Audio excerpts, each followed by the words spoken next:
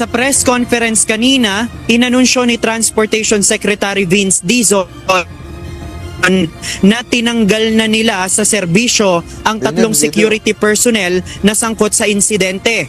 Pati ang kanilang supervisor inalis na rin sa posisyon. Tanimbala during Aquino administration, sino ang nakinabang ng nadungisan ang Aquino administration? Si Duterte. Ngayon, si BBM ang presidente, sino bang ikinabang after mag-resurface ang Tanimbala scam? Si Sara. Kagagawa ng mga Duterte ang tanimbala na yan.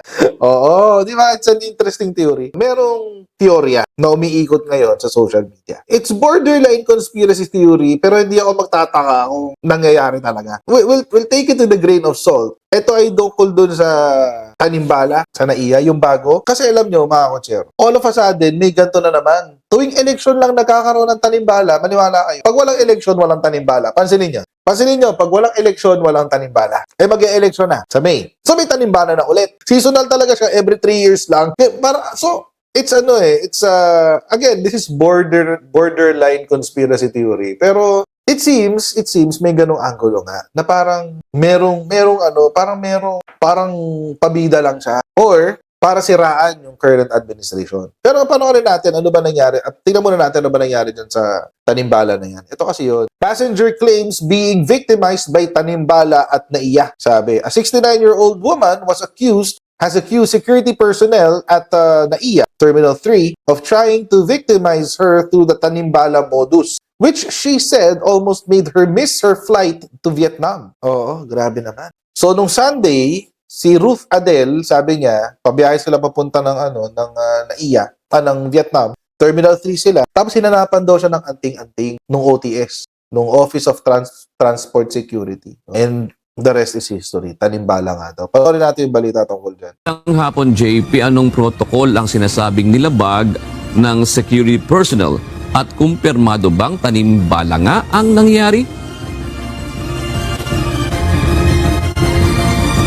June sa press conference kanina, sinabi ng Office for the Transportation Security na hindi naman daw tanimbala yung nangyari dahil wala naman talagang bala na nakuha doon sa bag nung biktima. Pero sinasabi nga ng OTS na iimbestigahan pa rin nila yung naging insidente dahil doon sa posibilidad na tanimbala yung scam na nangyari.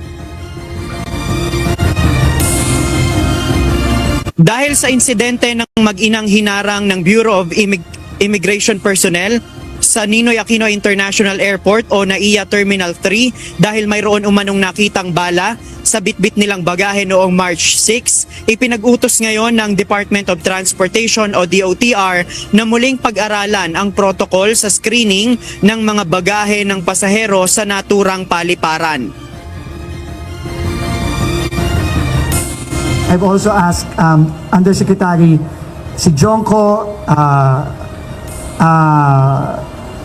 our head of OTS, General Bisnar, and our GM, Eric Hines, to review the procedures and protocols there again, no, sa screening ng security sa airport.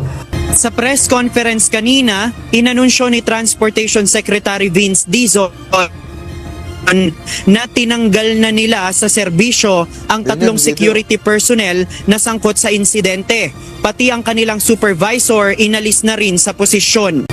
I hate to do this, okay? Alam ko mahirap mawagan ng trabaho. Lalo na ngayon. Napakahirap ng buhay. We will not tolerate this sort of behavior against our citizens.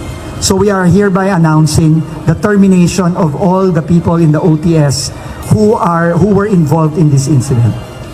Ano yung tagal-tagal nang walang tanimbala? Nung umupo lang to si Vince Dizon, biglang nagkaroon ulit. Hindi nga, hindi naman sa sinasabi ko si Vince Dizon ng may pakalangan. Pero, di ba, parang weird. Di ba, parang weird. Naisip ko lang naman. Pero hindi ko sinasabi si Vince Dizon ang gumawa, or siya ang nagutos. Sinasabi ko lang, parang all of a sudden, bigla-bigla, may tanimbala. Di ba?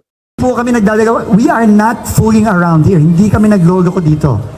Kung akala nyo nagloloko kami, nagkakamali kayo. Ipinaliwanag din ni Secretary Dizon at ng bagong talagang Office for Transportation Security Administrator na si Retired General Arthur Bisnar na labag sa protocol ang ginawang physical inspection ng mga security personnel. Sa video ni Ruth Adel, ginawa ang inspeksyon nang makalagpas na sila sa screening at pasakay na sana ng eroplano mula sa boarding gate. Kaya Maling-mali muntik pang yun, maiwan guys. ng flight patungong Vietnam. Maling-mali yun, guys. Alam niyo, sabi sa mga bumabiyahe dito, ng mga OFW or bumabiyahe sa aeroplano, alam niyo yung sinasabi. Pero sa mga hindi pa po nakakabiyahe, hindi pa po kayo nakakaalis ng Pilipinas, malayo ho kasi yung security check. Oo, malayo ho kasi yung yung frisking, yung security check, malayo ho yun sa boarding gate. Napakalayo nun. Bago ka pa makapunta sa security, sa boarding gate mo, yun muna ang una mong dadaanan, yung security. Kaya, imposible mga konsyero, kung meron mang bala talaga na nakita, doon pa lang sa security gate, makikita na. Lahat ng dadaanan mo doon naka-x-ray. Paano hindi nakita? Tapos, uhulihin ka, nandun ka na sa boarding gate mo. Diyos ko, may mali talaga. So, mukhang si ate, mukhang tinarget nung nasa OTS. Siguro na may nakitang pera sa loob ng kanyang bag. So kung lumampas ka na ng syempre, nando na lahat. Nando na yung x-ray, nando na yung finrisk ka na doon, kinapkapan ka na at lahat-lahat. Baka nakita kasi sa bag, may pera. Awa ng Diyos, hindi naman ako ginanyan. Syempre, magdadala ka ng cash, kahit konting cash. Dollars yung yellow envelope. Ayun. Nakitaan kasi ng pera. Baka kung naka-envelope yun, so ibig sabihin, abot yun ng mga $6,000, $7,000, hanggang $10,000. $10,000 lang naman ang pwede mo dalhin palabas. Ngayon, mga Kojero, I'm inclined to think, kasi ang mabilis na action ng gobyerno, di raw palalampasin ni PBBM yan, at yung sa Tanimbala, tatanggalin daw yung mga involved dyan. Sinabi yan ni Yusek Claire kanina. Iimbestigahan daw, at kung ito man ay may katotohanan, maaari po na ang nagsagawa nito ay maaaring matanggal sa kanyang trabaho. Actually, tinanggal na nga. Yung sa Tanimbala, tinanggal na ron ni Vince Dizon Proud siya dun Dizon sacks screening officers over fresh Tanimbala incident. Pero merong conspiracy theory nga, mga Ojero. Ang conspiracy theory is this, at hindi lang siya isang beses sinabi. Maraming beses siyang binanggit sa X. Ito ang sinabi. The last time Tanimbala was in the news, a Duterte is probably gearing up for a presidential run. Hindi ito yung una kong nakita. Pero meron pa pong iba. Ito. Tanimbala during Aquino administration. Sino ang nakinabang ng nadungisan ang Aquino administration? Si Duterte. Ngayon, si BBM ang presidente. Sino maikinabang after mag-resurface ang Tanimbala scam? Si Sara.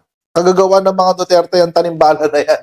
Oo, di ba? It's an interesting theory. Ito pa isa. So, balik Tanimbala na naman sa NAIA. May tao pa ba mga Duterte na nakaplantilla doon? Meron pa. Hindi pa dyan.